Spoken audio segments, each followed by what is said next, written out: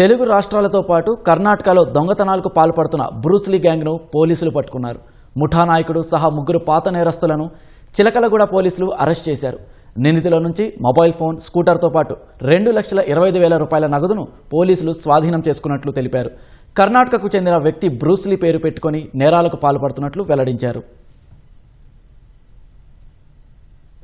ముషిరాబాద్ జవహర్ నగర్ ప్రాంతానికి చెందిన రాజ్ కుమార్ అనే వ్యక్తి 22వ తారీఖున ఫ్లోరిడా హోటల్ వద్ద భోజనం తీసుకుంటుండగా ఒక స్కూటీపై 4 వ్యక్తులు వచ్చి ఇతనిపై దాడి చేసి అతని వద్ద ఉన్నటువంటి 6,000 రూపాయలు ఒక మొబైల్ని దొంగిలించడం జరిగింది.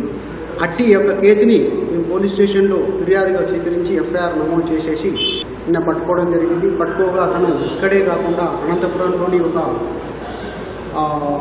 ఇంట్లో దొంగతనం చేసిన కేసులో, మరియు మీర్పేట్లో ఒక దొంగతనం కేసులో, మరియు అల్వాల్లో నైట్ కూడా జరిగినటువంటి ఇళ్లలో దొంగతనం చేసిన కేసులో కూడా ఇన్వాల్వ్మెంట్ అయినట్టుగా అతని యొక్క కన్ఫెషన్లో తేలింది. ఇతను బ్రూస్లీ అతను దాదాపు 65 కేసుల్లో ముద్దాయిగా ఉన్నాడు. పలుమార్లు జైల్లోకి వెళ్ళిండు. అతను జైల్లో ఉండగానే అందులో ఉన్నటువంటి నేరస్తుల్ని మచ్చిక చేసుకుని ఒక బృందంగా ఏర్పడి ఎప్పుడైతే రిలీజ్ అవుతాడో అన్ని దొంగతనాలు చేసి ఇలాంటివి చేస్తాడు.